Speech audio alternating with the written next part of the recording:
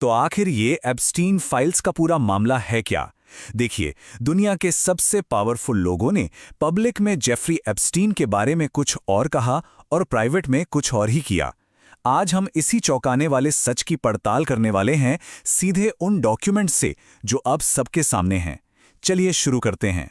तो ये देखिए, दुनिया के सबसे पावरफुल लोगों में से एक एलन मस्क। उनका पब्लिक स्टेटमेंट एकदम क्लियर है, मेरा इससे कोई लेना देना नहीं है। उन्होंने दुनिया के सामने एक लाइन खींच दी, खासकर जब एप्स्टीन के सारे कारनामे सामने आ चुके थे। अपनी इमेज बचाने के लिए एक बहुत ही सोचा समझा कदम। लेकिन कहानी में ट्विस्ट तो अब आता है। पब्लिक में इनकार करने वाले मस्क के ये अपने शब्द हैं उनके प्राइवेट ईमेल से। एक तरफ वो बयान और दूसरी तरफ ये ईमेल। यहीं से शुरू होता है झूठ और सच का वो खेल जो इस पूरे मामले के सेंटर में है। और पता है क्या, ये कहानी सिर्फ मस्क पर खत्म नहीं होती।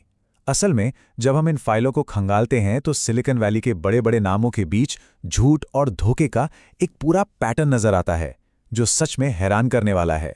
तो चलिए अब बात करते हैं बिल गेट्स की। हाँ, वही बिल गेट्स, दुनिया के सबसे अमीर लोगों में से एक महान फिलैंथ्रोपिस्ट। उनकी ये इमेज तो हम सब जानते हैं, लेकिन ये फाइलें, ये कुछ और ही कहानी सुनाती हैं। और यहां चीजें और भी दिलचस्प हो जाती हैं। एक तरफ बिल गेट्स हैं जो कहते हैं, अरे वो तो बस एक गलती थी, कुछ सीरियस नहीं था। और दूसरी तरफ उनकी एक्स वाइफ मिलिंडा गेट्स, जिनका रिएक्शन एकदम अलग कहानी बताता है। ये सिर्फ एक पति पत्नी का आपसी मामला नहीं है। इससे पता चलता है कि पर्दे के पीछे की सच्चाई कितनी गहरी और परेशान करने वाली है। ये जाल और भी बड़ा और गहरा है। अब बात करते हैं टेक की दुनिया के एक सुपर पावरफुल ग्रुप की, जिसे पेपैल माफिया कहा जाता है। इसमें रीड हॉफमैन और पीटर थिल जैसे वो लोग हैं जो आज सिलिकॉन वैली को चलाते हैं। और गेस व्हाट, ये सब भी एप्स्टीन के नेटवर्क का हिस्सा थे। ये अलग अलग लोग नहीं, बल्कि एक ताकतवर कनेक्टेड गैंग थे। तो ये टेबल सब कुछ साफ कर देती है। पब्लिक में कहते थे हम तो बस काम के लिए मिले थे, लेकिन असलियत, एप्स्टीन के आइलैंड पर जाना, नेगेटिव खबरें दबाने में मदद करना, और पीटर थिल का रिश्ता तो महत्वहीन था। भाई, 2000 से ज्यादा बार जिक्र और $40 मिलियन का बिजनेस डील, ये भला महत्वहीन कैसे हो सकता है? तो अभी तक हम टेक की दुनिया में थे, राइट? अब जरा गियर बदलते हैं और पॉलिटिक्स की दुनिया में चलते हैं। क्योंकि एप्स्टीन का कनेक्शन सिर्फ सिलिकॉन वैली के अरबपतियों तक नहीं था, बल्कि दुनिया की सबसे ताकतवर सरकारों के टॉप लेवल तक था। मिलिए एहुद बराक से। ये कोई छोटे मोटे नेता नहीं है, इजराइल के फॉर्मर प्राइम मिनिस्टर, एक बहुत बड़ी सम्मानित हस्ती। और इसीलिए एप्स्टीन के साथ इनका नाम जुड़ना इतना बड़ा शौक है। जरा इस नंबर को देखिए, 4000 से भी ज्यादा बार एहुद बराक का नाम इन फाइलों में है। साफ है, ये कोई हेलो हाय वाली जान पहचान नहीं थी। ये एक बहुत ही गहरा और लगातार चलने वाला रिश्ता था। और सबसे शॉकिंग बात पता है क्या है? ये सारी मुलाकातें और बिजनेस डील्स तब हुईं जब एप्स्टीन को सजा हो चुकी थी। वो एक कन्विक्टेड सेक्स ऑफेंडर था। तो ये कोई अनजाने में हुई गलती नहीं थी, ये एक सोची समझी चॉइस थी। और बात सिर्फ मुलाकातों तक ही नहीं रुकी। ब्रिटेन के एक टॉप के राजनेता पीटर मैंडलसन एप्स्टीन को देश की खुफिया आर्थिक जानकारी लीक कर रहे थे, मतलब नेशनल सीक्रेट्स। इससे साफ है कि ये रिश्ते सिर्फ सोशल नहीं थे, यहां तो बहुत बड़ा लेन देन चल रहा था। तो इतने सारे नाम, इतनी सारी कहानियां, हमारे मन में एक ही सवाल आता है, आखिर क्यों इतने बड़े बड़े पावरफुल लोग एक बदनाम अपराधी के साथ जुड़ने का रिस्क क्यों ले रहे थे? इसका जवाब किसी एक इंसान में नहीं, बल्कि पूरे सिस्टम में छिपा है। सवाल सीधा है, उनके लिए इसमें फायदा क्या था?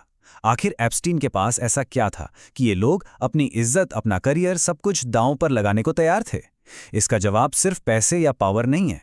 जवाब एक ऐसे कल्चर में है जहां नियम कानून इन लोगों पर लागू ही नहीं होते।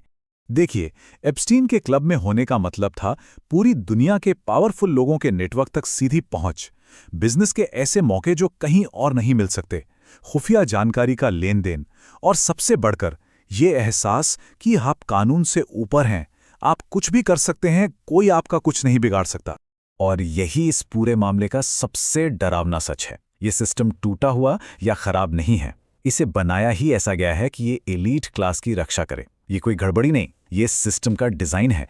तो इन फाइलों से हमें बहुत सारे नाम तो पता चले हैं, लेकिन साथ ही कुछ और भी बड़े और परेशान करने वाले सवाल खड़े हो गए हैं। यकीन मानिए, कहानी अभी खत्म नहीं हुई है। जरा इस चार्ट पर नजर डालिए। ये दिखाता है कि कितनी फाइलें रिलीज हुई हैं और कितनी अभी भी सरकार ने छुपा रखी हैं।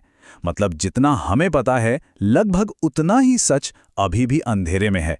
सोचिए, जो बातें अभी तक बाहर नहीं आई हैं, वो कितनी ज्यादा विस्फोटक हो सकती हैं। और यही इस पूरे स्कैंडल का असली रहस्य है। फाइलें हमें बताती हैं कि इस खेल में कौन कौन शामिल था, लेकिन वो ये नहीं बताती कि वो सिस्टम क्या है जो इन सबको बचाता रहा। नाम जानना एक बात है, पर उस सिस्टम को समझना असली चुनौती तो वही है। तो आखिरी सवाल ये है, अगर ये सिस्टम बनाया ही अमीरों और पावरफुल लोगों को बचाने के लिए गया है, तो क्या ये कभी बदल भी पाएगा?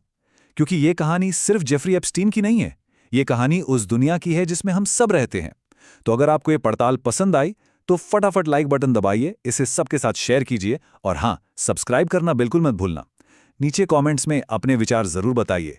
आपके हर कमेंट पर मेरी नजर रहती है।